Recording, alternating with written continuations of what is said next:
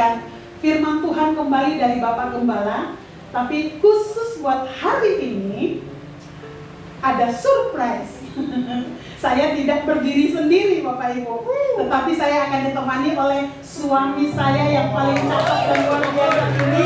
Saya tepuk tangan untuk kemuliaan Tuhan. Silakan Bapak Miming, karena kita akan berbicara tentang keluarga, menghadirkan kita akan berbicara tentang keluarga yang bisa merasakan suasana surga. Tentunya kalau saya ngomong sendiri timpang ya Bapak Ibu. Kita juga akan dengar dari Bapak Miming ya, yang luar biasa ini Bapak Ibu. Saya percaya dengan keberadaan kami berdua Bapak Ibu akan diberkati. Amin. Amin. Haleluya. Sedikit perkenalan Bapak Ibu dari kami, karena kalau nggak kenal maka nggak sayang ya. Mungkin Bapak Ibu belum tahu cerita tentang latar belakang kami, kenapa kami bisa ada sampai di Cilegon. Saya ketemu Pak Miming pertama kali di Sukabumi pada tanggal 5 Maret tahun 2001. Berarti 24 tahun yang lalu ya Bapak Ibu. Saya masih sangat ingat sekali karena waktu saya pendidikan di Bandung, kami akan mengadakan KKR di Sukabumi. Pada saat itu Pak Miming adalah salah satu aktivis gereja, ya. Yeay. Jadi saya dari sekolah Alkitab ketemu sama aktivis gereja. Luar biasa ya Bapak Ibu ya. Kami pada tahun 2002 Bapak Miming kerja di Bandung, dipindahkan ke Cilegon. Jadi waktu saya menikah tahun 2007, saya mengikut suami saya ke Cilegon ya Bapak Ibu ya. Dan hari ini kami berdiri di depan Bapak Ibu. Saya benar-benar percaya bahwa ini bagian dari panggilan Allah di dalam kehidupan kami, sehingga hari ini kami boleh berdiri bersama-sama ya. Haleluya Bapak Ibu. Jadi hari ini kami akan membawakan kebenaran firman, sebenarnya bagian kedua dari Heaven on Earth Family. Bagian kedua yang sudah disampaikan oleh Bapak Gembala kita pada minggu pertama itu bagian ke-1 ya Bapak Ibu ya. Nah, untuk ini Bapak Ibu, kita mau untuk menjadi keluarga yang benar-benar bisa merasakan ya surga. Jadi cara mengalami surga di keluarga. Kalau cara mengalami surga di keluarga, berarti ada hal yang harus kita lakukan, ada hal yang harus kita kerjakan. Kalau surga di dalam keluarga, berarti ada juga neraka di keluarga ya. Jadi kalau surga berarti apa yang firman Tuhan bukakan, itu yang harus kita kerjakan. Kalau kita nggak kerjakan, berarti kita mengalami yang terbalik ya Bapak Ibu. Nah, cara mengalami surga di dalam keluarga. Pak, mohon maaf ini mungkin agak dikecilin apanya ya, soalnya kayak feedback ya. Ya. Ini saya nggak pakai mic juga, kayaknya suaranya bisa sampai ke belakang. Ada amin kan Febri? Oke. Nah, yang pertama Bapak Ibu, yang kita nggak bisa tawar, yaitu menempatkan Tuhan sebagai Tuan atas rumah tangga. Kalau Bapak Ibu nanti baca di dalam Yosua 24 ayat 15b, itu pada saat firman itu bagaimana perjanjian bangsa Israel dengan Tuhan di Sikem ya Bapak Ibu.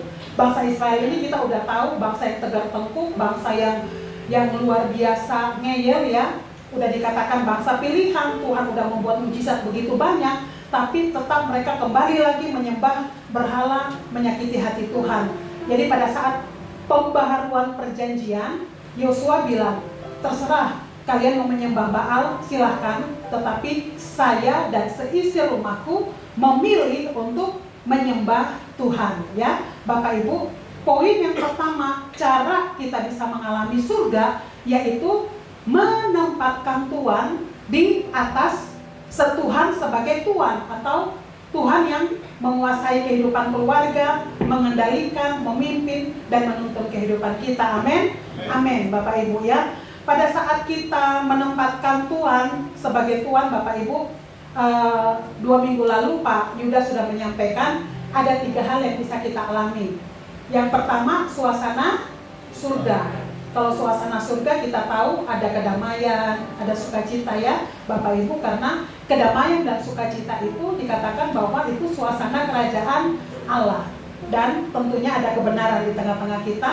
Yang kedua, kita bisa mengalami yang namanya fasilitas dari surga. Fasilitas itu Bapak Ibu, untuk keluarga kita bisa mempermuliakan Tuhan, apa yang kita butuhkan itu akan Tuhan cukupkan. Terus yang ketiga dikatakan bahwa ada perlindungan Bapak Ibu ya. Kita ada di tengah-tengah dunia yang jahat Bapak Ibu, tetapi pada saat Tuhan yang menguasai rumah tangga kita, kita percaya ada perlindungan Tuhan. Orang bisa berniat jahat, ranjau ada di mana-mana. Saat kita ada bersama-sama dengan Tuhan, Tuhan bisa bebaskan kita dari semua hal-hal ya, karena ada perlindungan secara khusus dari surga untuk kehidupan kita. Ya. Terus di sini Bapak Ibu kita Elizabeth mengatakan bahwa ketika Tuhan menjadi center atau menjadi pusat di dalam kehidupan pernikahan kita, Bapak Ibu, Tuhan itu mendesain supaya pada saat ada masalah, ada pencobaan, itu ada kekuatan secara khusus di dalam kehidupan kita, dan juga ada keindahan di dalam kasih. Jadi pada saat kita berjalan seperti apa yang Tuhan mau, Bapak Ibu, masalah boleh ada. Bukan berarti karena kita anak-anak Tuhan kita bebas dari masalah. Masalah ada, pergumulan ada. Orang yang gak kenal Tuhan harus bekerja supaya bisa mendapatkan penghidupan yang layak. Kita pun sama, tetap harus bekerja. Tapi ada perbedaan. Kita ada yang namanya tadi fasilitas surga. Kita lakukan bagian kita, Tuhan akan memberkati lebih mungkin daripada yang kita pikirkan di dalam hati dan kehidupan kita, Bapak Ibu ya. Nah, jadi di sini yang pertama, cara mengalami surga dalam keluarga, yang pertama kita harus menempatkan Tuhan di dalam kehidupan kita. Yang kedua, Bapak Ibu, kita harus mengerti rancangan Tuhan bagi pernikahan kita.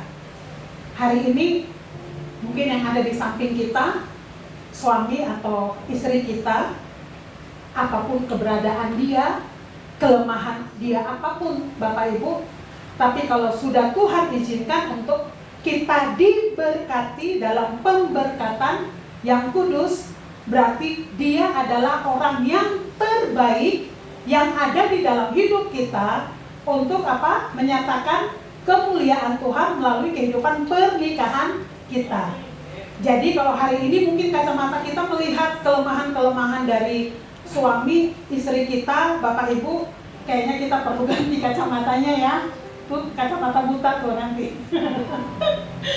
Kacamata buta di baksos supaya kita senternya itu positif ya. Oke, Bapak Ibu. Nah, rencana Tuhan di dalam pernikahan kita, kata Billy Graham, Bapak Ibu, pernikahan kita itu sebenarnya dua menjadi satu. Itu sebenarnya sebagai refleksi daripada kesatuan dan kasihnya Tuhan di dalam hidup kita. Kalau kita Bapak Ibu baca di dalam Efesus ya, tentang rumah tangga Bapak Ibu, di dalam kesatuan kita, istilahnya Bapa Yesus dan jemaat itu, ya keluarga kita kan akan mencerminkan hal tersebut ya Bapak Ibu melalui pernikahan kita. Tapi pernikahan yang bagaimana? Tentunya pernikahan yang menempatkan Tuhan di atas segala-galanya. Nah, kita akan masuk Bapak Ibu di dalam ayat firman Tuhan, Kejadian 2 ayat 24. Ini nanti akan dibahas ya Bapak Ibu. Dikatakan bahwa sebab itu seorang laki-laki akan meninggalkan ayahnya dan ibunya dan bersatu atau klef dengan istrinya sehingga menjadi satu daging. Ya, Bapak Ibu ya. Kita lihat tujuan pernikahan itu sebenarnya apa aja. Yang pertama, tujuan pernikahan ada 8. Bapak Ibu bisa tulis karena nggak ada di dalam outline Bapak Ibu ya. Yang pertama itu disebut keintiman. Keintiman kita tahu ya, hidup kita gak bisa sendiri. Karena dari awal desain Tuhan itu kita adalah makhluk sosial. Kita membutuhkan orang lain Bapak Ibu. Tetapi di sini Tuhan siapkan orang yang tepat, orang yang bisa dekat banget dengan kita, yaitu pasangan kita ya. Jadi yang pertama itu tentang keintiman, tujuan pernikahan, supaya hidup kita menjadi sempurna ya. Waktu Adam di Taman Eden Bapak Ibu, semua fasilitas udah ada ya. Dia mau makan apa aja ada, mungkin dia mau ambil apa aja ada, binatang bentuk rupa segala macam ada, tetapi tidak ada yang sepadan. Makanya Tuhan menciptakan Hawa ya Bapak Ibu ya. Nah itu yang pertama tentang keintiman. Nah kedua itu kemitraan. Bapak Ibu ingat firman Tuhan yang mengatakan bahwa di mana 2 atau 3 orang berkumpul dan sepakat, Tuhan hadir. Artinya apa Bapak Ibu? Kalau 2 berarti suami istri aja udah cukup. Kalau 3 atau 4 berarti itu kita dengan anak ya Bapak Ibu ya. Artinya seperti ini Bapak Ibu. Kadang-kadang di dalam kehidupan kita ada masalah-masalah yang bisa kita selesaikan. Kita nggak perlu orang banyak Bapak Ibu. Tetapi pada saat kita suami istri bersehati, bersepakat, datang kepada Tuhan, Tuhan bisa buka jalan ya Bapak Ibu ya. Karena kita nggak perlu ngomong Bapak Ibu, tetapi kita masuk dalam kamar, kita suami istri bersehati, ikat lutut, saya percaya Tuhan bisa berikan jalan keluar. Kalau kita udah punya anak, kita bersama dengan anak-anak kita ya. Kalau yang sekarang itu yang sering kami lakukan itu ya mesbah keluarga ya. Mesbah keluarga untuk istilahnya kami lagi belajar untuk anak-anak kami, kayak contoh misalnya kami ada pekerjaan, kami ada pergumulan, kami lagi pengen apa dalam mesbah doa itu, karena anak-anak kami sudah mulai remaja, jadi kami juga sering istilahnya bercerita supaya mereka juga mendukung kami di dalam doa. Bahkan saya sangat diberkati ya sama anak saya yang kecil ya, Gracia hari ini nggak bisa ke gereja karena lagi kurang sehat. Dia itu, saya pernah satu kali di khotbah, pulang itu saya kepada anak saya itu saya bilang, aduh mama kok tadi ngerasanya kayak nggak maksimal banget, mama jadi kayak nggak tenang gitu ya waktu nyampein firman. Bapak Ibu tahu, tiap kali kalau kita mau ke gereja dan dia tahu bahwa saya mau nyampaikan firman, saya selalu ingat kata-katanya, Tuhan kasih mama ketenangan Tuhan, supaya mama bisa khotbah dengan baik. Coba Bapak Ibu ya. Dan pada sekarang kami sering di mobil suruh minta tolong doakan, dan kami kasih tahu pelayanan apa. Dan bagi saya itu kata-kata dia seperti itu Bapak Ibu, itu kayak ada kekuatan tersendiri. Jadi istilahnya ngerasa didukung ya, ditopang. Walaupun dia masih kecil, tapi saya percaya doanya dia sungguh berkuasa dan sangat menolong ya Bapak Ibu ya. Nah, terus yang berikutnya Bapak Ibu dikatakan bahwa tujuan pernikahan yaitu kesenangan. Ya, kesenangan. Nggak ada pernikahan yang tujuannya untuk main-main ya, seumur hidup. Nggak ada pernikahan yang istilahnya mau merit itu karena mau susah, nggak ada. Tapi kita menikah supaya mau bahagia. Kita menikah mau senang. Bahkan kadang-kadang kalau kita nggak sadar, supaya kesenangan, mungkin kita lihat yang cakep-cakep gitu. Yang punya banyak duit misalnya mungkin ya, secara materi mungkin yang fasilitasnya oke.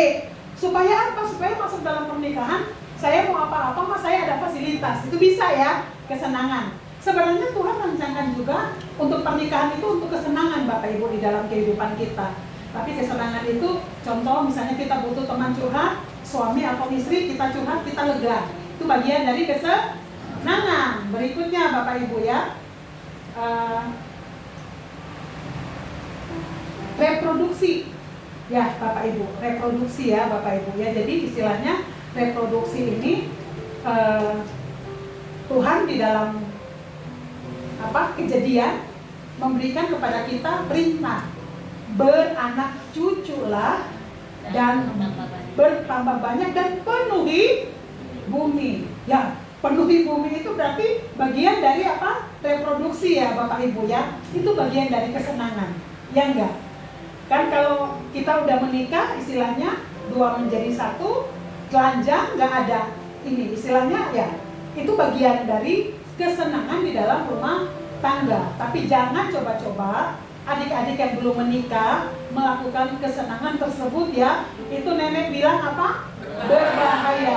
Tapi bukan cuma nenek, adik-adik ya, adik-adik remaja yang di tempat ini, itu sangat-sangat merugikan masa depan. Hancur masa depannya. Oke, istilahnya, oh tapi ini begini. Nah, itu harus bayar harga, harus apa namanya?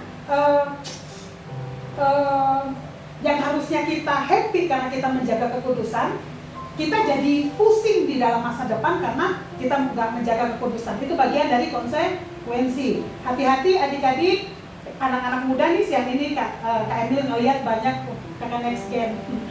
Kak Emil ngelihat banyak anak-anak muda, adik-adik yang cantik, yang cakep-cakep, yang luar biasa. Ingat tuh yang di belakang ketua panitia angkat tangan ya tadi ya.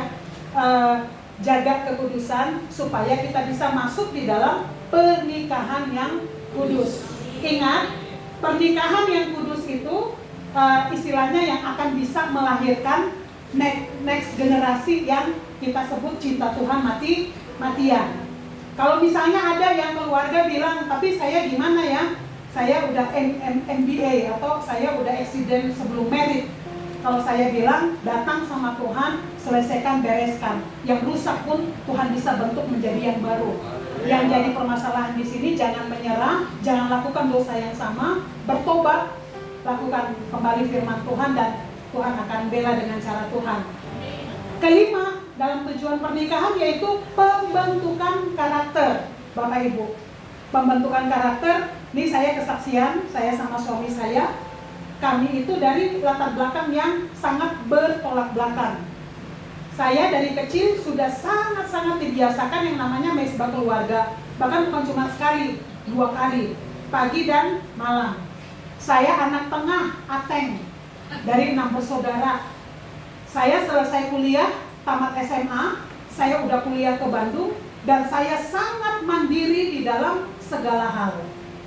Saya menikah dengan suami saya, karena saya waktu kuliah itu baru 6 bulan kuliah, saya harus praktek itu ke Bali, ke Lombok, ke Lampung, dan itu kami diutus itu jalan sendiri Bapak Ibu, paling cuma berdua, tapi berdua tuh teman-teman perempuan, bukan teman laki. Jadi Bapak Ibu bayangin, saya harus menyiapkan mental, menyiapkan diri saya untuk yang gak tahu apa-apa masuk ke daerah yang gak ngerti. Tapi sebenarnya di situlah Tuhan bentuk bisa mental jadi kuat, jadi baja. Nah, saya menikah dengan suami saya 5 bersaudara dan dia itu anak bontot ya. Dan waktu dalam perjalanan keluarga suami saya itu sebenarnya suami saya banyak diarahin atau dikendaliin sama cici-cicinya lah. Ya, karena waktu itu mamahnya dari mama mertua itu sama suami dan dalam keadaan sakit, jadi otomatis banyak diatur lah sama cici-cicinya. Waktu kami masuk di dalam pernikahan, Bapak Ibu, itu benar-benar ada pembentukan yang luar biasa. Dan saya dari dulu sudah sangat terbiasa untuk aktif lakukan apa yang saya suka.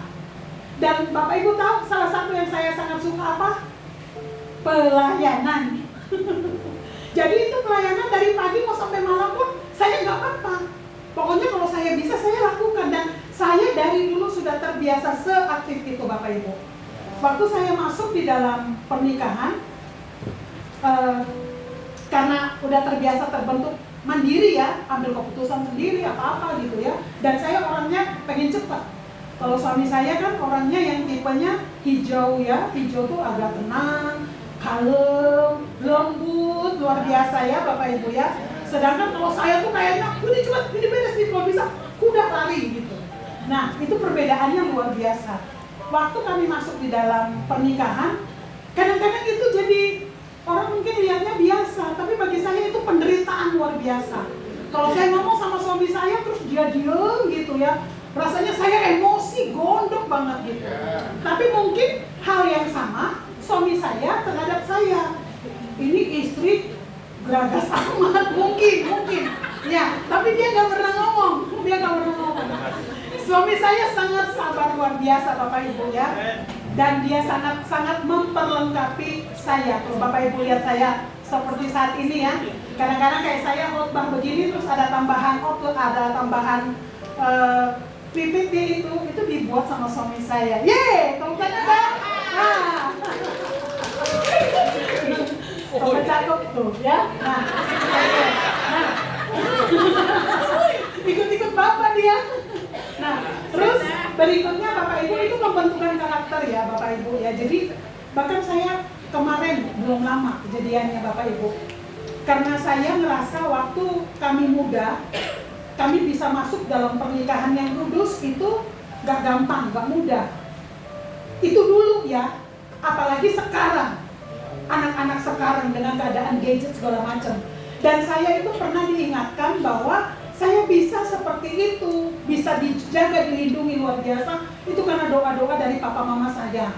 Ya, orang tua istilahnya mendoakan kami setiap hari dan saya ngerasa terlindungi ya Bapak Ibu ya, sampai waktu masuk di dalam pernikahan itu saya merasa terima kasih Tuhan, itu Tuhan luar biasa gitu ya.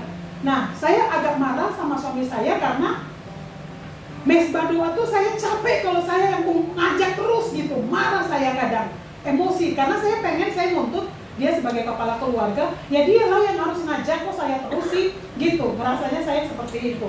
Dan akhirnya itu bikin konflik Bapak Ibu ya, bikin konflik. Tetapi setelah prosesnya udah lewat Bapak Ibu, saya merasa bahwa di situ pun Tuhan sedang membentuk karakter saya untuk kerendahan hati ya. Bagaimana saya sebagai istri, saya bisa tunduk kepada suami saya dan saya memberikan ruang kepada suami saya untuk dia bertindak sebagai kepala keluarga, dia bertindak sebagai imam ya Bapak Ibu. Dan untuk memahami ini bukan butuh setahun 2 tahun Bapak Ibu, kami udah 18 tahun menikah dan saya sih rasanya baru 2-3 tahun terakhir. Gak tahu kalau gak tahu kalau suami saya ya. Nah, berikutnya nomor 6. Tujuan pernikahan, merefleksikan hubungan Kristus dan jemaat seperti yang sudah saya katakan tadi di dalam Efesus ya. Yang ketujuh, warisan ilahi. Ya, warisan ilahi itu udah pasti pada saat kita benar-benar mengutamakan Tuhan di dalam kehidupan kita, kita melahirkan generasi yang cinta Tuhan mati-matian. Dan yang ke-8,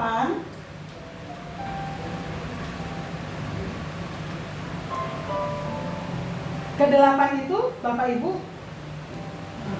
nah, memuliakan pencipta kita ya. Jadi memuliakan pencipta kita Bapak Ibu. Pada saat keluarga kita ada sukacita, ada ketenangan, orang melihat kita sebagai suami istri, kita bisa saling melengkapi. Sebenarnya tanpa kita ngomong banyak pun orang melihat siapa yang memimpin kehidupan kita. Amin. Amin. Dan untuk sampai ke tahap itu bukan sesuatu segala harus sempurna. Saya istilahnya mempermuliakan Tuhan, bukan membutuhkan suami yang sempurna atau istri yang sempurna, tetapi kita membutuhkan untuk menjadikan Tuhan tuan di dalam keluarga kita, ya. Oke. Ya.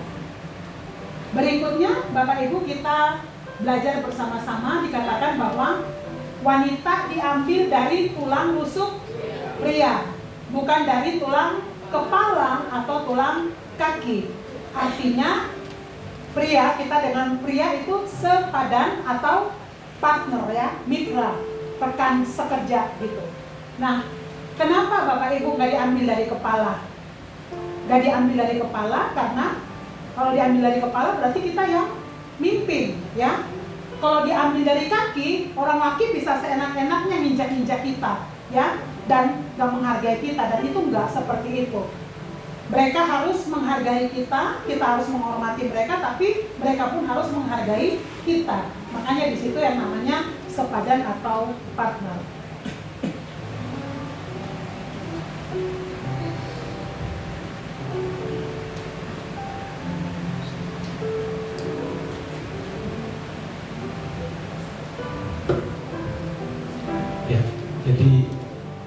Ingat ya, ada 8 tujuan pernikahan ya.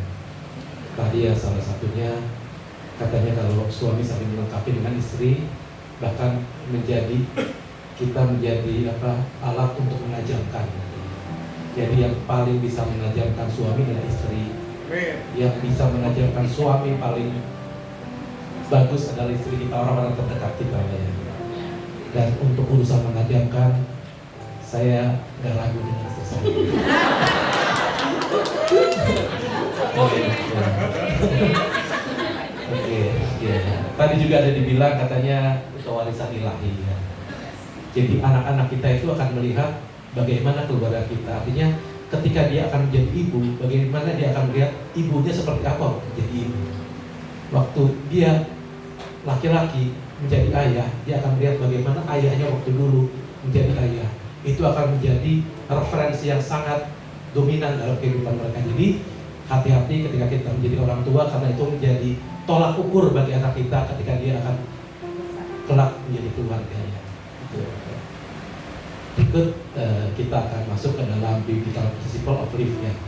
Jadi ada suami dan istri tidak bersaing atau kompetitor dalam membangun hubungan, tetapi saling melengkapi atau komplit ya. Ya, kadang suami dan istri ini menjadi kompetitor atau bersaing itu karena mungkin sama-sama merasa bisa, akhirnya mereka bersaing. Saya lebih bisa, saya lebih benar, saya lebih baik mengatur keuangan, saya lebih baik mengatur. Jadi saling mendominasi. Ya, itu ya. Mungkin ya karena kalau dua-duanya kerja, pendapatannya bersaing, yang lebih besar lebih banyak ngatur gitu ya. Itu. Tetapi sebenarnya itu bukan tujuannya ya. Itu bukan maksud Tuhan untuk membentuk keluarga. Maksud Tuhan membentuk keluarga adalah kita untuk saling melengkapi ya.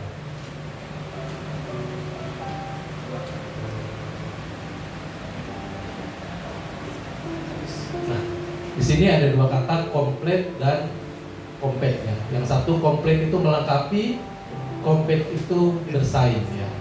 Dari dua kata ini sebenarnya ada satu huruf yang hilang, yaitu huruf L ya. Huruf L ini kalau kita bisa analogikan adalah keluarga ya. Kenapa dari yang harusnya saling melengkapi malah terjadi persaingan? Karena ada cinta yang hilang.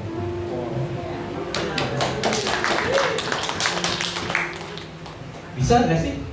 Bisa. Di dalam suami itu cintanya hilang? Bisa.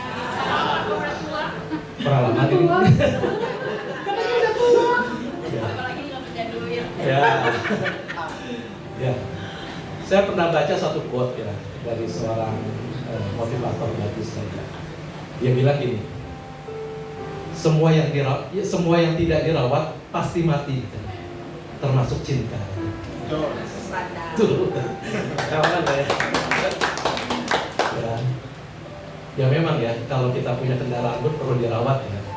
Kalau kita kendaraan perlu dirawat, ganti oli gitu ya, servis ya. Ternyata cinta itu perlu dirawat juga ya, supaya nggak mati ya.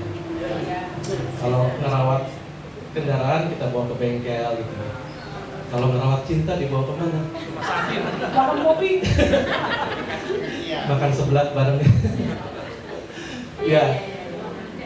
Sebenarnya mungkin saya dari sisi laki-laki ya, sisi laki-laki sebenarnya mungkin laki-laki itu ketika dia masuk di dalam rumah, dalam keluarga, ingin situasinya itu nyaman, tenang gitu ya. Kadang mungkin berbeda ya. Kadang untuk perempuan masalah itu kecil, itu ya, hal yang kecil itu jadi masalah gitu ya. Buat laki-laki sebenarnya bukan masalah gitu ya. Nyimpen gayung sembarangan aja bisa masalah gitu. Itu nggak cukup 1 jam selesai gitu ya. Buat kita bukan masalah gitu, tapi buat perempuan itu jadi masalah ya. Dan itulah ya. Jadi setuju. Hal yang kecil itu ya, kalau kita belajar mungkin ya udahlah, kalau hal kecil itu nggak perlu dipermasalahkan gitu ya, keluarga ya. Hal-hal yang besar itu yang kita kecilin gitu. Jadi ya cinta itu terawat ya. Terus memang harus ada waktu-waktu tertentu kita habiskan berdua ya, healing lah ya berdua ya. Penting gitu ya, itu penting ya, karena kita memang mungkin bicara hal-hal yang remeh ya, tetapi itu kayak kayak tanaman tuh kayak disiram ya. Kita membangkitkan lagi ke masa lalu yang sebenarnya itu bagian dari merawat cinta gitu ya, merawatnya. Kalau kami ya berdua itu suka Sawah. Tapi sawah. Suka datang kalau ada waktu ya, suka datang ke daerah Tasik-Karnis, itu ada sawah ya, ada warung, kita suka duduk berdua ya, mungkin sejam setengah gitu ya, sore-sore ya, ngeliatin sawah di depan, ngopi-ngopi murah di situ ya, paling ada 20-30 ribu ya, ngobrol-ngobrol nggak jelas memang ya, cuman ya itu kayak membuat kita itu apa ya, ya itu ya, kita semakin apa ya, nggak hilang gitu perasaan itu ya. Nah itu ya. Ya jadi ya dirawat lah gitu ya. Jadi ya istri ya, kalau misalkan suami mau berangkat kerja, kalau dia nggak sempat beli makan ya mau teh lah. Ya ini bukan curhat sih. Ya, kalau suami juga ya jangan, kalau istri ke pasar kalau ada waktu ya ditemenin lah gitu ya. Jangan biarin istrinya ngangkat galon sendiri, ganti tabung gas, benerin genteng, waduh, repot banget gitu ya. Jadi ada hal-hal yang kecil yang mungkin kita lakukan dan itu bisa bermanfaat ya untuk kita harus rawat cinta itu ya supaya mati. Itu bagian dari love itu.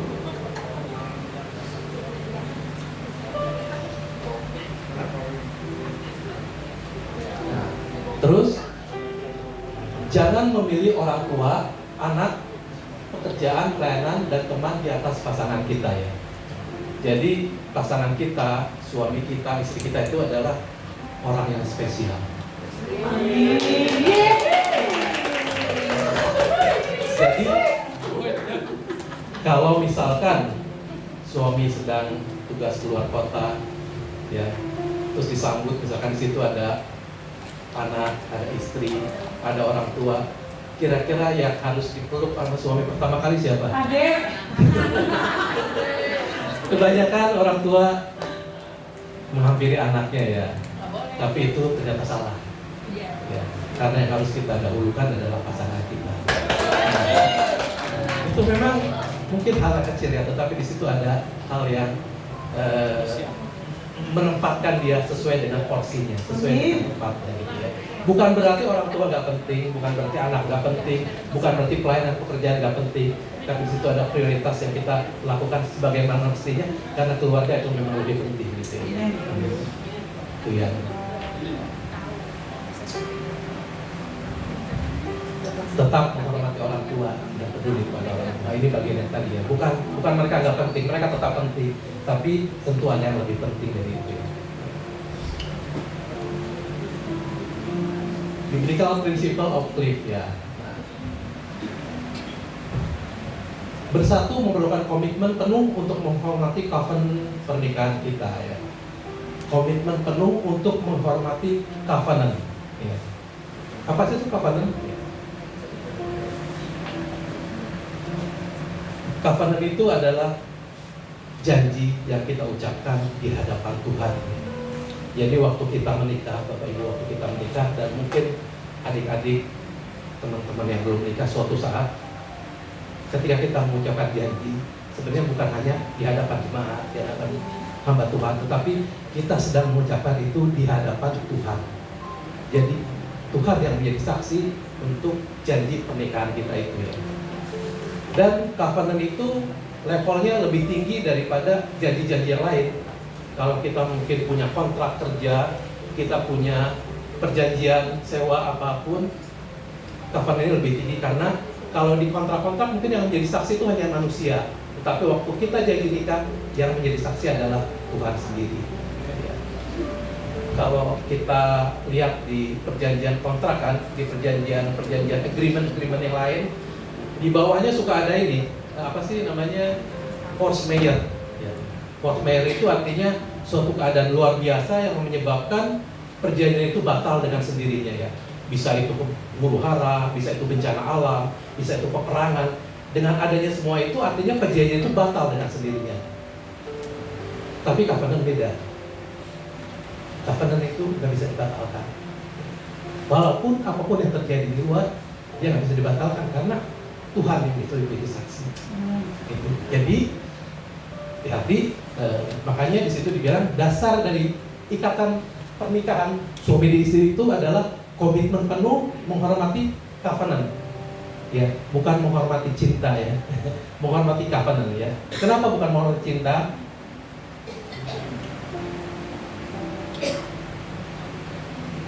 Karena cinta itu biasanya didominasi sebagian besar itu karena perasaan ya. Dan kita tahu bersama perasaan itu mudah berubah, mudah dibohongi, mudah ditipu. Ya. Jadi pernikahan itu tidak didasarkan, ikatan pernikahan itu, hubungan ikat janji, covenant itu yang mengikat pernikahan, bukan cinta. Kalau cinta itu gampang berubah, gampang dibohongi. Karena itu kita sebagai orang percaya, pernikahan itu bukan berdasarkan cinta, tapi berdasarkan covenant, hubungan ikat janji antara suami dan istri dan di hadapan Tuhan. Itu yang membuat mengapa kita berbeda, mengapa kita tidak dipisahkan, karena bukan berdasarkan perasaan, tapi berdasarkan hubungan ikat janji di hadapan Tuhan.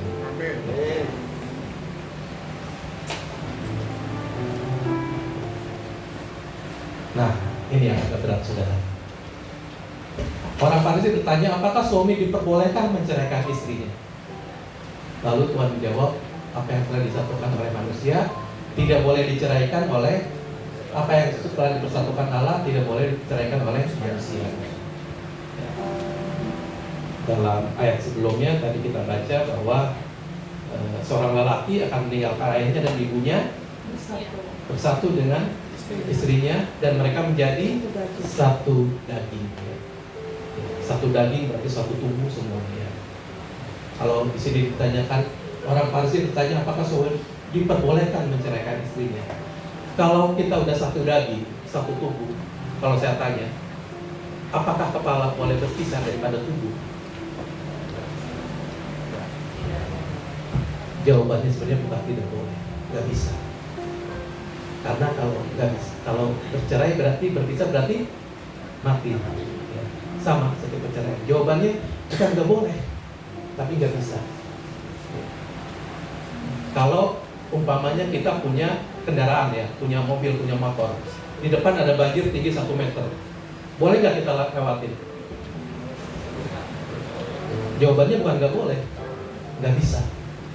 Karena pencipta motor, pencipta mobil itu tidak menciptakan mobil untuk jalan di atas air dengan ketinggian 1 meter.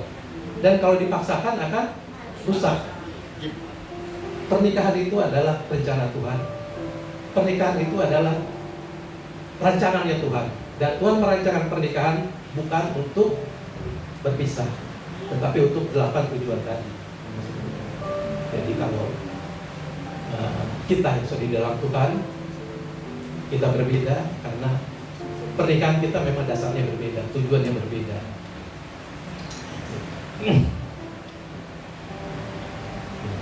Ini kadang ini yang terjadi ya. Jadi kenapa sih bisa bercerai gitu ya? Waktu kita menikah awal mungkin tidak pernah terpikirkan kita untuk bercerai ya. Kita punya planning, kita akan punya anak, punya rumah, lain-lain. Tetapi kan dalam pernikahan ada proses-proses yang harus kita lewati seperti tadi ya. Ada saling menajamkan, ada karakter yang dibentuk ya.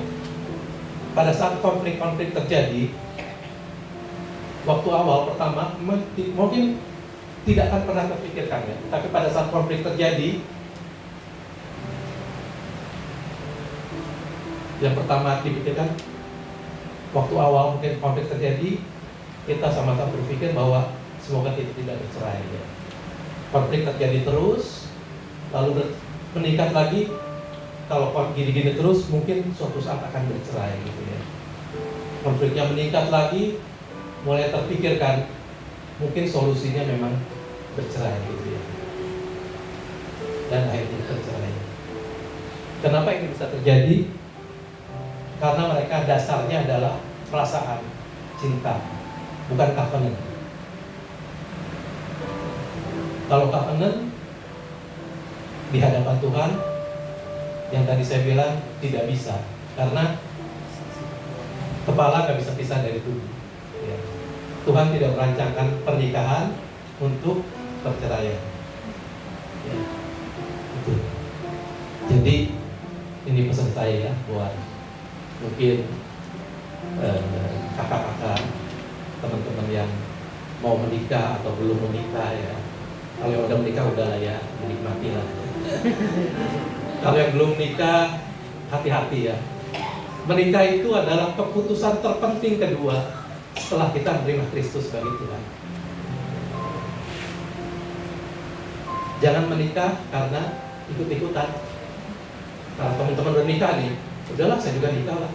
Jangan. Jangan menikah juga karena itulah yang tadi saya bilang. Jangan menikah juga karena dikejar tayang. Udah mau pada luar sana. Jangan ya. Kita adalah anak-anak Tuhan. Kita adalah unik di mata Tuhan. Tentu kita spesial ya. Tuhan sudah siapkan pasangan kita juga yang spesial.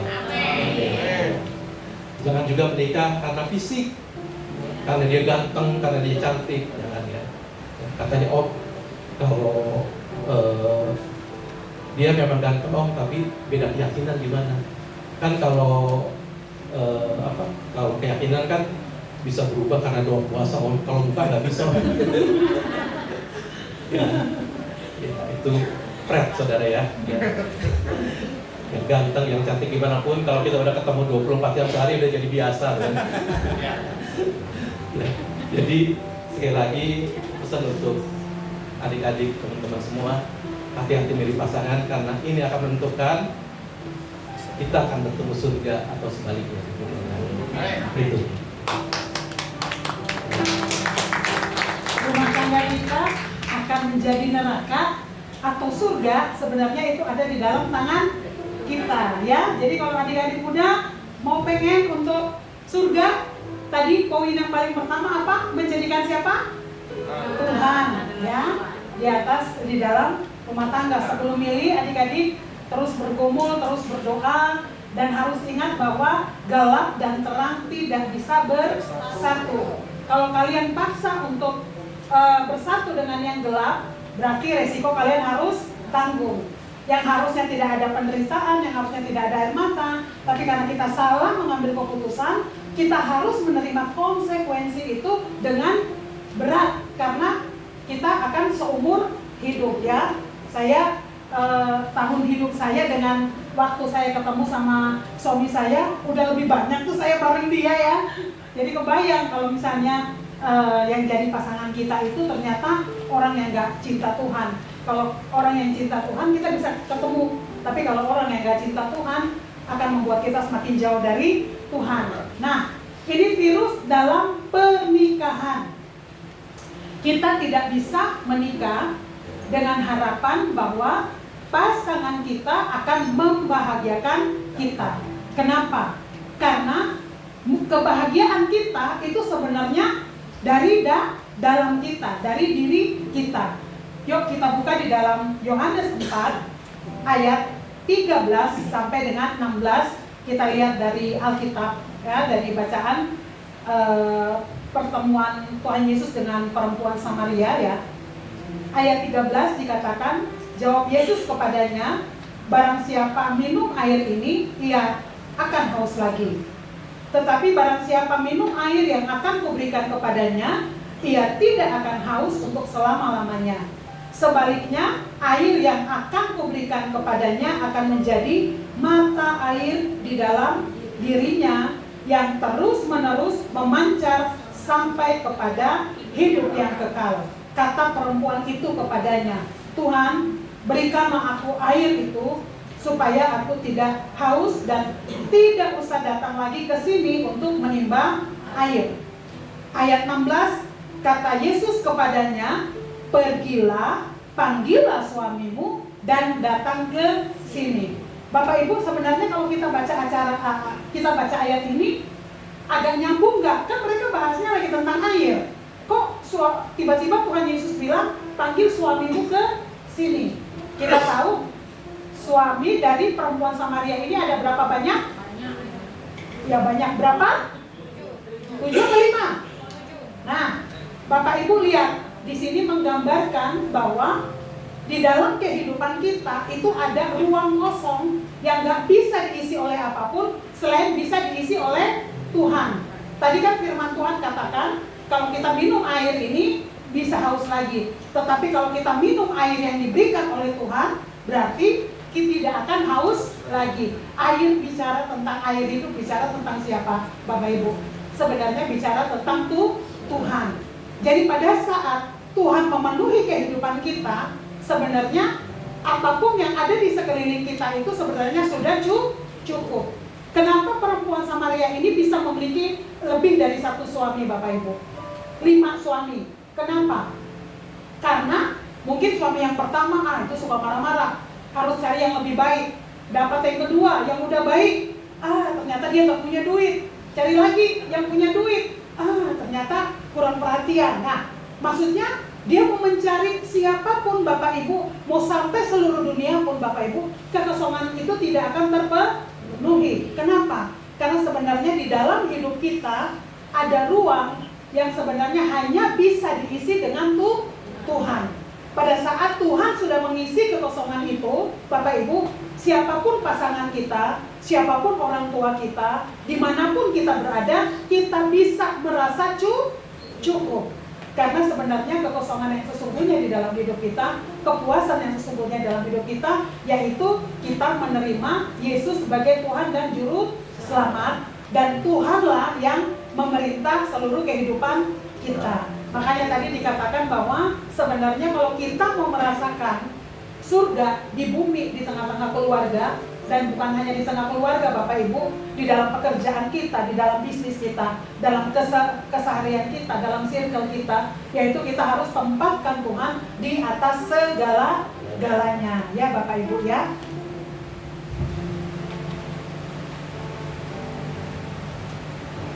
Ini quote dari gembala kita, dia bilang, kekayaan, kedudukan, dan pasangan hidup tidak bisa memenuhi kekosongan hati kita untuk menjadi bahagia. Hanya Yesus yang bisa melakukan. Amin. Uang tidak bisa menjamin kita menjadi bahagia. Kalau sedikit ya. Kalau banyak bahagia ya? Belum tentu. Belum tentu. Masa sih? Senang dia.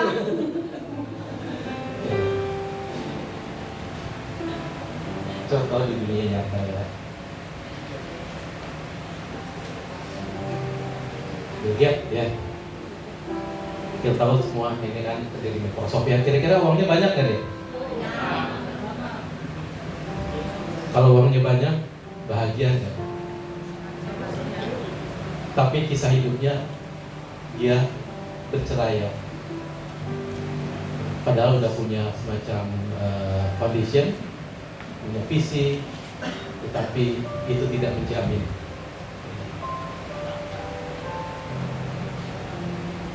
Kalau ada Mike Tyson, ya contoh nyata, dia juga dulu uangnya banyak, tapi akhir hidupnya dia terlibat alkohol, narkoba, dan akhirnya sekarang bangkrut.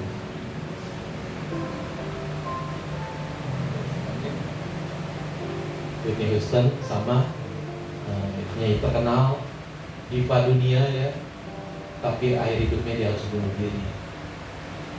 Kematiannya tragis. Uangnya banyak, tetapi kisah hidupnya tragis. Kenapa ya? Kosong. Uang memang bisa memberi kesenangan, tetapi nggak bisa memberi kebahagiaan. Kesenangan itu apa sih? Kesenangan itu sesuatu yang faktor utamanya itu dari luar ya. Kita dikasih hadiah, kita bisa healing jalan-jalan, kita bisa dapat sesuatu yang sifatnya fisik ya. Ya semua itu nggak salah ya. Tetapi semua yang dari luar itu hanya memberi kesenangan itu sementara ya, ada batasnya. Tapi kebahagiaan itu berasal dari dalam. Dan itu bisa bersifat lebih abadi, lebih langgeng ya. Dan kebahagiaan sejati tentunya bisa kita dapat karena ada Kristus yang di dalam kita. Dia yang bisa memenuhi kekosongan di dalam hati kita yang nggak bisa digantikan oleh yang lain. Yeremia 2 ayat 13 mengatakan, sebab 2 kali umatku berbuat jahat, mereka meninggalkan aku. sumber air yang hidup untuk menggali kolam bagi mereka sendiri, yakni kolam yang bocor, yang tidak dapat menahan air. Bapak Ibu, di sini dijelaskan bahwa pada saat kita tidak taat kepada Tuhan, sebenarnya secara nggak sengaja kita sedang membuat sumur kita itu bocor. Kita udah terima Tuhan, kita udah melayani Tuhan, Bapak Ibu, tetapi di dalam hidup kita masih manusia daging. Yang membuat hidup kita kurang dan terus kurang, itu karena kedagingan kita tidak pernah puas. Ingat, di dalam kehidupan kita 3 hal. Tiga dosa yang selalu melekat di dalam kehidupan kita. Pencobaan, ujian. Dikatakan bahwa untuk mata kita melihat istilahnya hal-hal yang sebenarnya Tuhan gak inginkan itu terjadi di dalam kehidupan. Keinginan mata, terus keangkuhan hidup, dan apa sih itu di dalam, saya lupa satunya. Jadi keinginan mata, jadi istilah keinginan mata, keinginan daging, dan keangkuhan hidup. Keinginan mata itu artinya apa? Kita selalu merasa kurang karena kita melihat orang lain lebih dari kita. Akhirnya kita nggak bersyukur. Keinginan daging artinya apa, Bapak Ibu? Keinginan daging, keinginan biologis kita yang kita pengen untuk dipenuhi. Karena istilahnya itu tuntutan dari keinginan daging. Terus keangkuhan hidup itu bicara tentang tahta, ya, bicara tentang jabatan, bicara tentang kedudukan. Biasanya orang akan rela melakukan segala sesuatu supaya dia bisa mendapatkan yang terbaik menurut versinya dia. Tetapi Yeremia katakan bahwa pada saat kita nggak taat, kita meninggalkan Tuhan, kita sedang menggali lubang kita, sehingga hidup kita akan terus menjadi kurang. Apa kaitannya dengan hubungan keluarga? Pada saat saya terus melihat kekurangan suami saya, otomatis saya akan melihat kelebihan yang ada di luar suami saya. Saya banding-bandingkan. Suami saya kurang perhatian, saya minta waktu, gak ada waktu-waktunya. Dia biarin aja saya pergi sendiri, mandiri, sedangkan orang lain nawarin untuk mengantar saya, gitu. Itu kalau saya tidak berhati-hati, saya sangat gampang untuk jatuh di dalam dosa. Saya berhubungan dengan orang-orang yang berduit, Bapak Ibu. Kalau saya kadang-kadang ada yang bilang, kok kerja mati-matian amat gitu ya. Nah, kalau misalnya mau nggak dibukain kantor, udah kamu kerja aja. Bapak Ibu, kalau kita nggak berhati-hati, tawaran untuk kita hidup dengan cara dunia sangat gampang, sangat mudah. Dalam kita bisnis, dalam kita project, tawaran-tawaran untuk kita bypass ya, untuk kita bisa dapat project yang besar dengan cara yang gampang dan ikut, itu bahaya Bapak Ibu. Saya kemarin baca ya di SMA itu dikatakan bahwa harta yang kita dapat secara cepat tidak sesuai dengan keinginan dan kehendak hati Tuhan, nanti pada masa tua kita itu semua kita akan habis kosong, Bapak Ibu. Kalau kita berjalan dengan kekuatan kita, dengan cara kita melepaskan cara-cara Tuhan, hati-hati, itu sangat bahaya di dalam kehidupan kita. Lebih baik sedikit dengan berjalan dengan Tuhan daripada yang sangat besar menurut pandangan dunia tapi mencelakakan ya. Saya sering diingatkan tentang jangan lihat anggur itu merah kayak kita tergiur. Pada saat kita tergiur akan anggur yang merah itu, ingat ular siap untuk pagut kita. Artinya apa Bapak Ibu? Kehidupan kita sebagai anak-anak Tuhan, kita masih berhubungan dengan daging, secara luar tampilan rohani kita ini sebenarnya nggak ada apa-apa. Karena ujian, pencobaan akan menentukan kualitas hati kita ada di mana dengan Tuhan. Kalau pada saat kita digoda, pada saat kita ada ujian, kita jatuh, berarti Tuhan belum ada di tempat yang utama. Ya Bapak Ibu, ini firman yang sangat keras juga buat saya dan suami saya. Saya akan menutup Bapak Ibu dengan yang terakhir ya Bapak Ibu. Kita lihat segitiga Bapak Ibu. Ada Tuhan, ada suami, dan ada istri. Semakin kita membangun hubungan yang dekat dengan Tuhan, Bapak Ibu, kita lihat pada saat suami membangun hubungan dengan Tuhan, istri membangun hubungan dengan Tuhan, sebenarnya kita semakin dekat. Tapi kalau kita nggak membangun hubungan dengan Tuhan, kita jauh, dan itu membuat kita gampang buat jatuh ya Bapak Ibu ya. Nah, semakin terus kita bangun hubungan dengan Tuhan, kita akan semakin dekat satu dengan yang lain. Artinya Bapak Ibu, di dalam kehidupan kita, poin yang tadi kita nggak bisa tawar, Tuhan harus ada di tempat yang utama, harus ada di tempat yang pertama. Kenapa Bapak Ibu? Karena pada saat Tuhan ada di tempat yang utama, suami saya bisa salah melangkah, saya pun bisa salah melangkah, karena kita masih ada di dalam daging. Tetapi pada saat kita datang kepada Tuhan, saya percaya Tuhan akan bukakan untuk itu bisa kita lepaskan, untuk kita tinggalkan. Tetapi yang menjadi pertanyaan, apakah kita mau lepaskan atau tinggalkan, atau yang masih kita lakukan yang kita tahu bertentangan dengan kehendak Tuhan, masih kita sayang-sayang karena sayang banget mau lepasin Bapak Ibu ya. Semakin dosa itu kita kekep Bapak Ibu, dia akan menguasai kita dan itu akan menghancurkan kita, termasuk di dalam kehidupan keluarga Bapak Ibu ya. Kalau kita istilahnya udah suami istri, kita lihat kekurangan suami, kita bandingkan dengan kelebihan teman kerja kita atau rekan bisnis, itu akan sangat berbahaya dalam kehidupan kita ya Bapak Ibu. Tadi dikatakan bahwa untuk keluarga bisa memiliki suasana surga, yang pertama jangan lupa tempatkan Tuhan di tempat yang pertama. Yang kedua, kita sadar bahwa Tuhan punya rancangan di dalam pernikahan kita. Saat siapapun saat ini mungkin penuh dengan kelemahan, keterbatasan, tetapi kita percaya karena Tuhan sudah memberkati, kita sama-sama bergandengan tangan, unity, bersehati, berdoa. Apa sih yang gak bisa Tuhan kerjakan? Yang penting di dalam semua ini, kita harus libatkan Tuhan dan andalkan Tuhan. Amin. Tuhan Yesus memberkati. Saya undang untuk kita semua bangkit berdiri.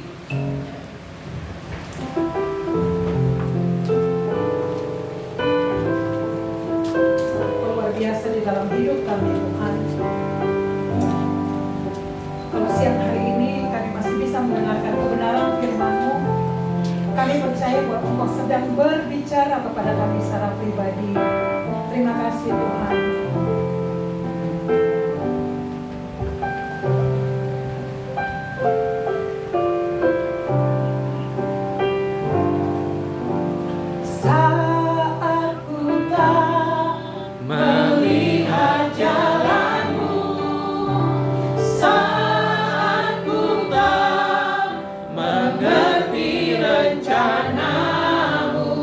Namun tetap ku pegang janji.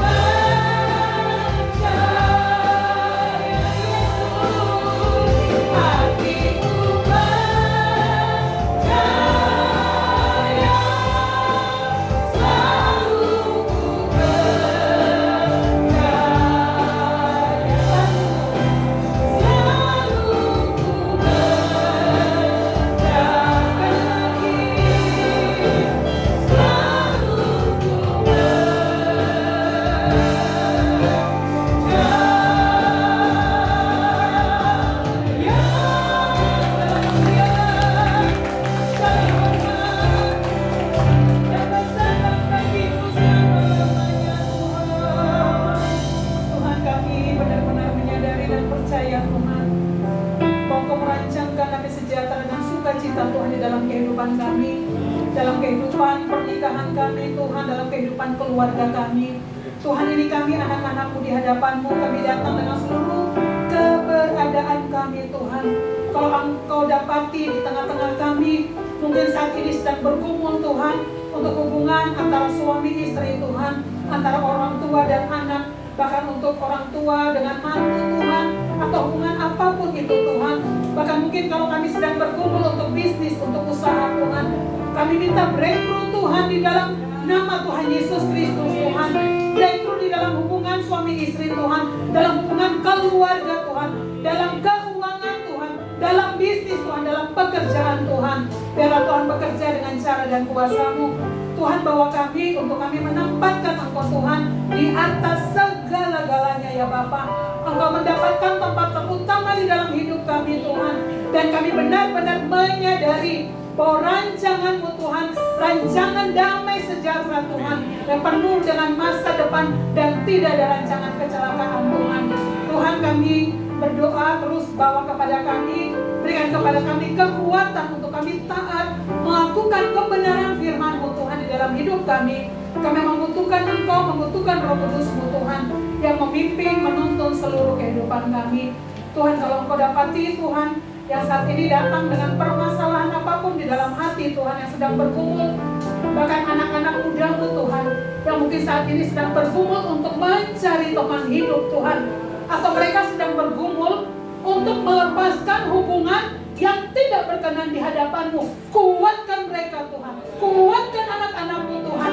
Tolong dengan cara dan kuasa-Mu mereka lepaskan, mereka tinggalkan yang bertentangan dengan kehendak-Mu Tuhan, di dalam nama Tuhan Yesus Kristus Tuhan. Siap kami semua merdeka, kami semua menang di dalam nama Tuhan Yesus. Terima kasih Tuhan. Kami mau siap, kami mau pulang ke rumah kami masing-masing dengan berkat yang terbaik daripada Engkau ya Bapa. Berkat yang terbaik daripada Allah Bapa, memimpin, menuntun di dalam keseharian, di dalam pekerjaan, di dalam usaha, di dalam keluarga, penyertaan daripada Tuhan Yesus Kristus, dan persekutuan dengan Allah Roh Kudus yang senantiasa menolong untuk kami hidup di dalam ketaatan-Mu Tuhan sampai Engkau datang yang kedua kali. Biarlah kita semua yang menerima berkat